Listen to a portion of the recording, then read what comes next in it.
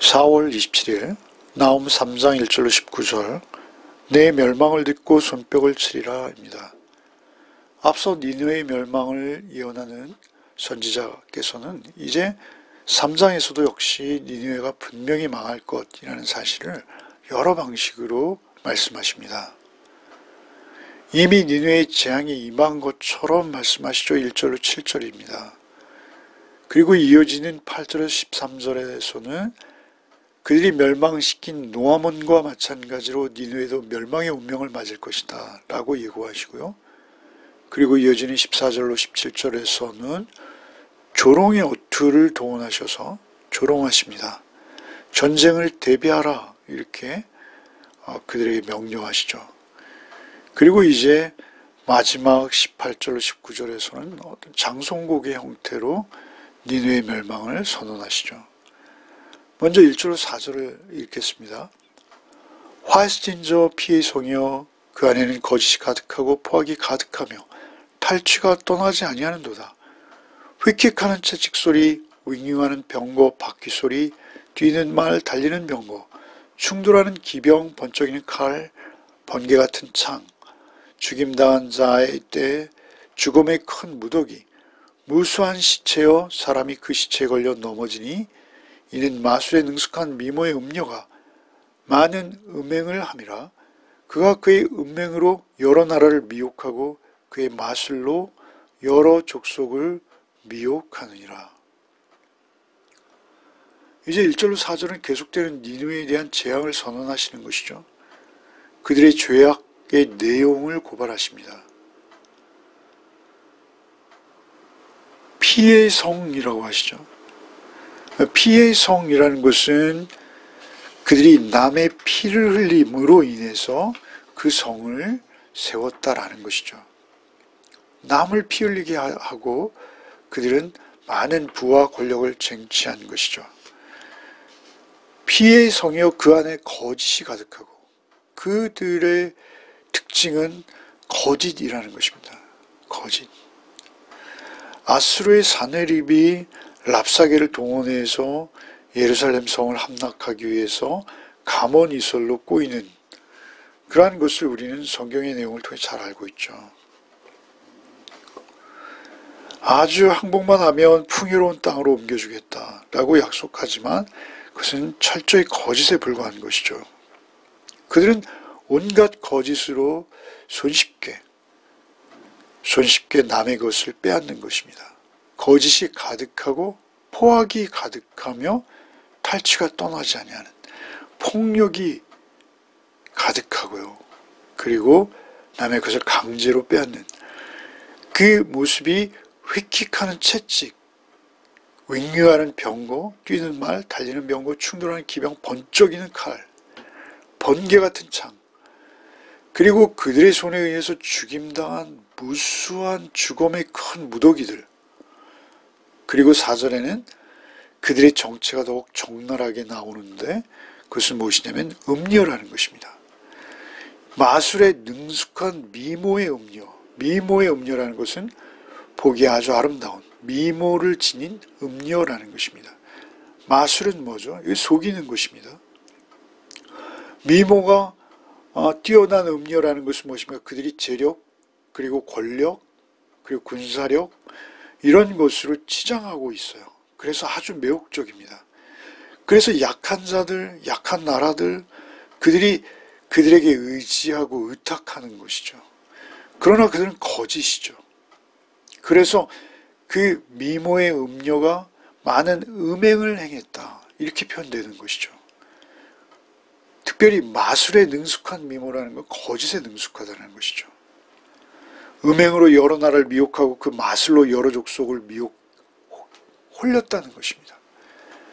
잠언 7장 27절에 그 집은 음부의 길이라 사망의 방으로 내려가느니라. 음녀들의 특징은 무엇입니까? 그 미모로 상대를 속이는 것인데 니느웨가 그렇게 거짓과 속임으로 그들을 자랑하고 그 자랑으로 말미암아 그들을 속이는 그러한 일들을 행했다라는 것이죠. 잠언 말씀에 이런 말씀이 있습니다. 여호와께서 이같이 말씀하시되 지혜로운 자는 그 지혜를 자랑치 말라. 용사는 그 용맹을 자랑치 말라. 부자는 그 부함을 자랑치 말라. 자랑하는 자는 이것으로 자랑할지 곧 명철하여 나를 하는 것과 나 여호와는 인애와 공평과 정직을 땅에 행하는 자인 줄 깨닫는 것이라.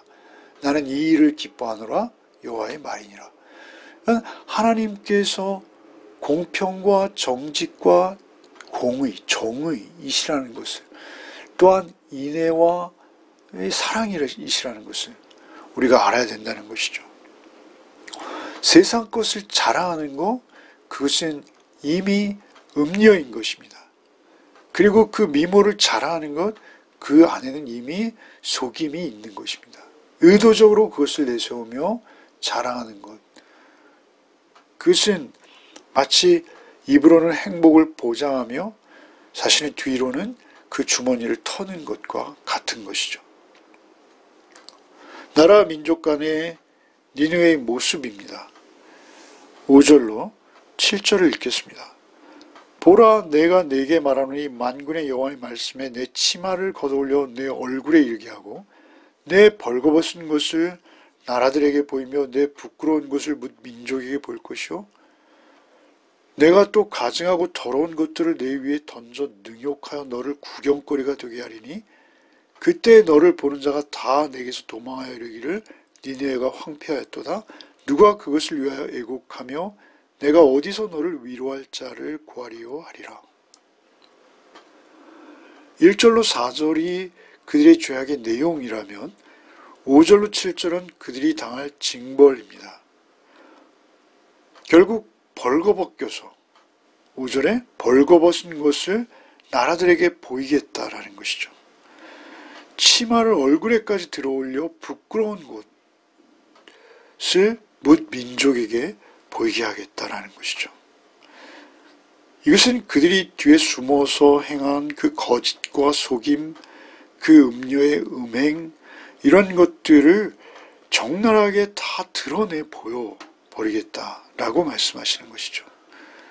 내가 또 가증하고 더러운 것을 내 위에 던져 능욕하여 너를 구경거리가 되게 하리니, 결국 그들이 행했던 악함이 만천하에 공개되어질 때가 있다는 것입니다. 그것이 하나님의 공의이고 하나님의 정의인 것이죠. 7절에 그때 너를 보는 자가 다 내게서 도망하여 이르기를 니느웨가 황폐하였도다. 누가 그것을 위하여 애곡하며 내가 어디서 너를 위로할 자를 구하려. 그러니까 아무도 그들을 위로하거나 그들을 위해서 애곡해 주지 않는다는 것이죠. 그 음녀가 죽었어요. 그래서 애곡한다는 건 장성국을 말하는 것입니다. 그들이 그 화려한 미모로, 그 권력과 그 재력과 그리고 그 군사력으로 많은 무고한 이들을 억압하고 빼앗고 그렇게 악한 일을 행하는 데 남용했던 그들을 하나님께서 다 드러내시겠다는 것입니다. 그들의 행위를 모두가 알 수 있도록 그렇게 고발하시겠다라는 것이죠. 8절에서 13절입니다.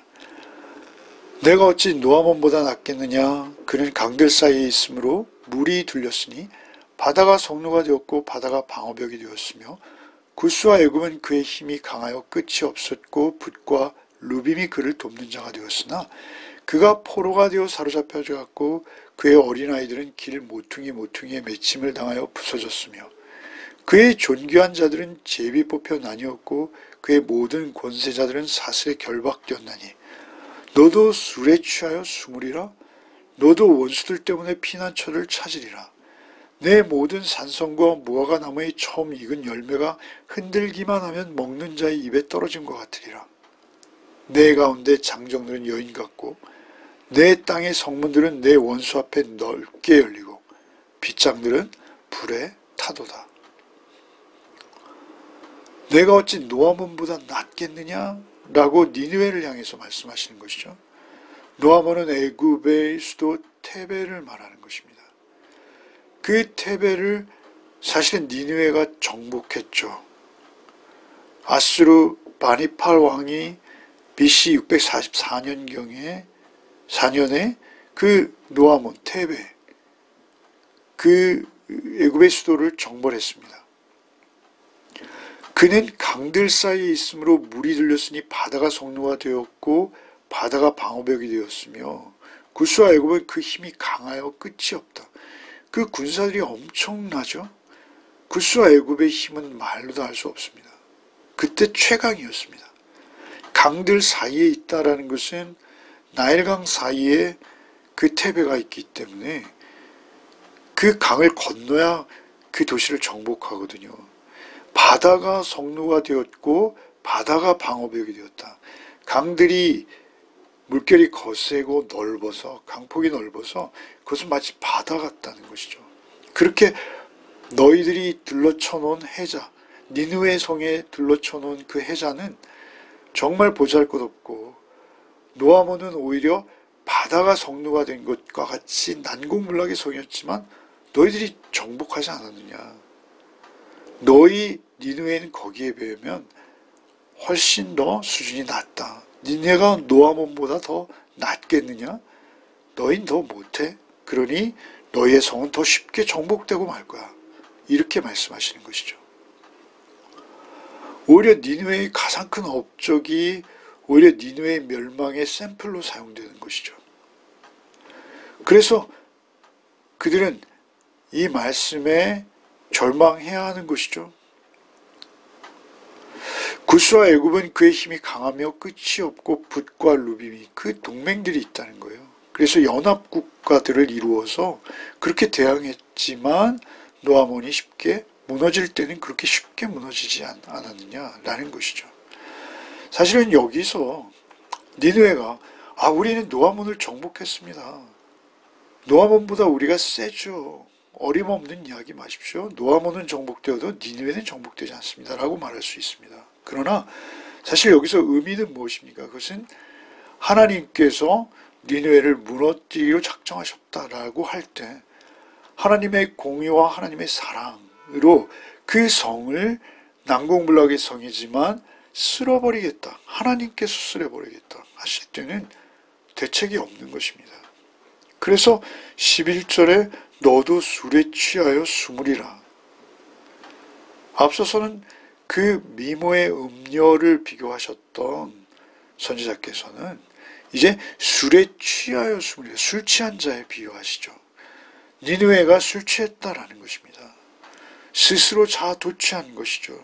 뿐만 아니라 그들이 절대 무너지지 않을 것이다 라는 어떤 그런 자만에 취해 있는 것이죠. 너도 술에 취하여 숨으리라. 너도 원수들 때문에 피난처를 찾으리라. 원수들이 너를 한 번에 덮칠 때가 있을 것이다. 그때 너는 결국 숨는 자로 발견되어질 것이다. 이렇게 말씀하시는 것입니다. 14절로 17절은 이제 니느웨를 조롱하는 것이죠. 14절부터 읽겠습니다.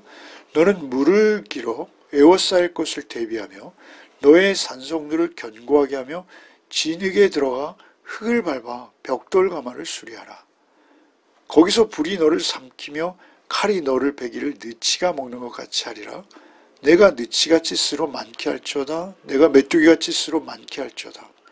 내가 내 상인을 하늘의 별보다 많게 하였으나 느치가 날개를 펴서 날아간 같고 내 방백은 메뚜기 같고 너의 장수는 큰 메뚜기 떼가 추운 날에는 울타리에 깃들였다가 해가 뜨면 날아간 것 같으니 그 있는 곳을 알 수 없도다.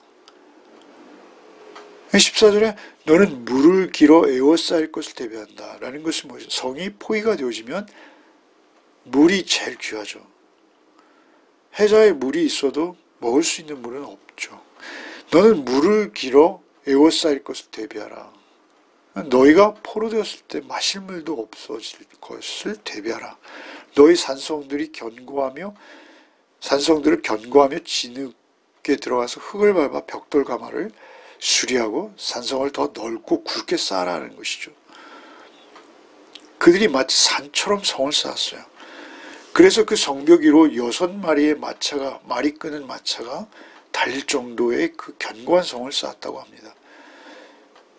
돌이 없는 곳이라 귀한 곳이라 진흙을 단단하게 구워서 오히려 더 단단한 성벽을 쌓았죠.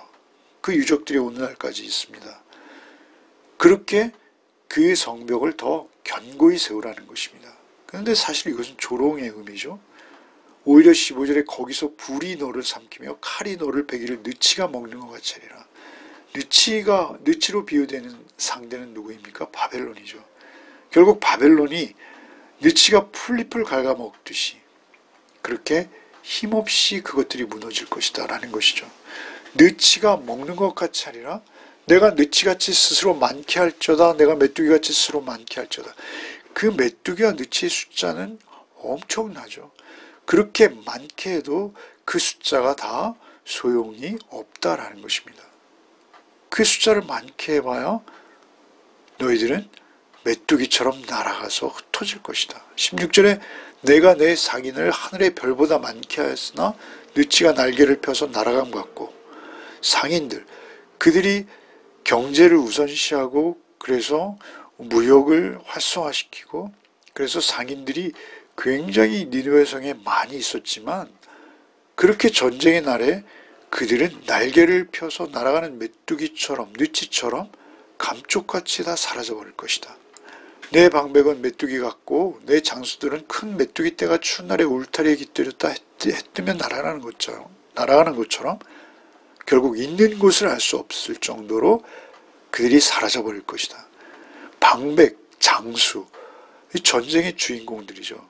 방백은 군사를 모으는 자들이고요. 방백은 지방 호족들이고요. 장수는 그 군졸들을 이끄는 장수죠, 장수. 그런데 그들이 감쪽같이 다 없어져 버릴 것이다. 그러면 전쟁은 이제 수행할 수 없는 전쟁 불가가 되는 것이죠. 이제 마지막 18절 19절은 아수르의 왕의 멸망을 예언하십니다. 아수르 왕이여 내 목자가 자고 내 귀족은 누워 쉬며 내 백성은 산들에 흩어지나 그들을 모을 사람이 없도다. 내 상처는 고칠 수 없고 내 부상은 중하도다. 내 소식을 듣는 자가 다 너를 보고 손뼉을 치나니 이는 그들이 항상 내게 행패를 당하였음이 아니더냐 하시니라. 왕의 목자는 누구일까요? 그것은 왕의 모사꾼들이죠. 장관들, 왕의 머리가 되어주는 사람들. 그들이 다 잔다라는 것은 죽었다라는 의미가 될 수도 있고요. 앞서 그렇게 사라졌다, 메뚜기처럼 사라졌다라는 의미가 될 수도 있고요.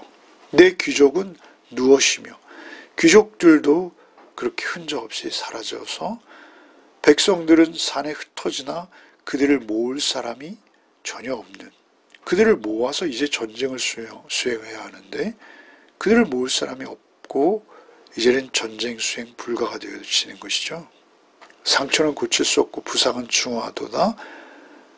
그리고 이제 결국 그들이 패한 그 소식을 듣는 자가 다 너를 보고 손뼉을 치나니, 손뼉을 친다는 것은 매우 기뻐한다는 것입니다. 이는 그들이 항상 내게 행패를 당하였음이 아니더냐. 그들이 당한 것을 생각할 때 니느웨가 당하는 것을 보고 큰 위로가 된다는 것이죠. 오히려 그들에게 소망이 되고 기쁨이 된다는 것이죠. 니느웨가 얼마나 그들에게 많은 행패를 부렸는지요. 결국은 니느웨의 멸망이 그래서 나훔 선지자를 통해서 예언되고 있는 것입니다. 결국 이런 국가, 꼭 민족, 그리고 나라와 도시에 대해서 예언하는 이 내용이 우리 개인에게 어떤 의미가 있을까요? 결국 하나님의 공의, 하나님의 정의, 하나님의 인애, 하나님의 자비만이 승리자이시라는 것입니다. 우리가 권력으로 무고한 이들을 억압하고 또 재력으로 무고한 이들을 억압하고 그리고 억울한 일을 자꾸 양산해내는 그러한 사회 속에서 우리가 그들에게 동조하거나 그들에게 눈 감는 자들이 되지 말라는 것입니다. 우리가 어느 쪽에 쓸 것인가, 하나님의 공평과 하나님의 정의가 행해지는 삶, 그리고 나라가 되도록 힘쓰는 것이 그리스도인의 마땅한 도리인 것입니다. 우리도 내 안에 악함이 드러날 때가 있습니다. 그럴 때 우리에게 요구되는 것은 오직 십자가입니다. 나의 모든 악함을 위해서 그 악함을 떠안고 저주의 십자가를 지셨던 예수 그리스도로 인해서 우리는 하나님의 공의와 하나님의 사랑을 행하고 실천하는 자. 그래서 오직 이 혼탁한 세태 속에서도 주의 십자가 지고 주님과 함께 동행하는 삶을 살아내는 것. 결국 오직 하나님의 공의와 정의를 기억하며 십자가 아래에서 우리의 삶을 살아내는 것. 그것이 우리가 구원받은 자임을 증거하는 유일한 증거가 될 줄 믿습니다. 오늘 하루의 삶 속에서도 오직 주님 안에서 주께서 우리에게 명하신 그 말씀 따라서 하나님의 공의와 하나님의 사랑 안에 거하시는 세상에 취하지 않는 여러분의 삶이 되시기를 바랍니다. 기도하겠습니다. 주님 감사합니다. 우리를 주의 피로 주의 십자가로 구원하셔서 하나님의 나라 시민 삼으시고 하나님의 나라를 살게 하시니 참 감사합니다. 주님, 우리가 천국의 시민답게 이 땅의 삶을 살게 하여 주옵소서. 오직 공의로 판단하시며 사람의 심장을 감찰하시는 만군의 여호와 주님 앞에서 우리의 삶을 살게 하여 주시옵소서. 오늘도 오직 성령님께 우리의 삶을 맡기며 의지하며 날 위해 나의 구원을 위해 십자가에 죽임당하신 예수 그리스도의 이름 받들어 기도하옵나이다. 아멘.